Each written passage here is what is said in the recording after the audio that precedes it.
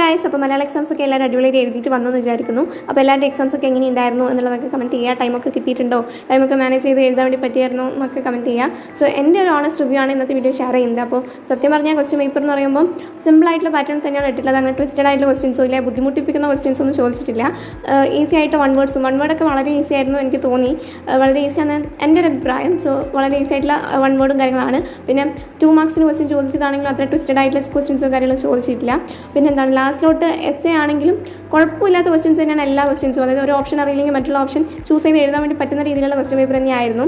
പക്ഷേ എൻ്റെ ഒരു പേടി എന്ന് വെച്ച് കഴിഞ്ഞാൽ എഴുതുന്ന സമയം വരെ ഒരു പേടിയൊന്നും ഉണ്ടായിട്ടില്ല. പിന്നെ എഴുതി കഴിഞ്ഞിട്ടാണ് ഉള്ളിലൊരു പേടി, ഇത് ഇത്ര എഴുതിയാൽ മതിയായിരുന്നു, ഇല്ലെങ്കിൽ ഈ എഴുതിയതിന് മാർക്ക് കിട്ടുമോ എന്നുള്ള കുറച്ച് പേടി കൊണ്ട് എനിക്ക് പേടിയുണ്ട്, എന്താണെന്നറിയില്ല. സോ പിന്നെ ഇംഗ്ലീഷ് എക്സാമിന് ശേഷം തന്നെ ഒരു മൂഡ് പോയ അവസ്ഥയാണ്. എന്താ പറ്റിയെന്നൊന്നും അറിയില്ല.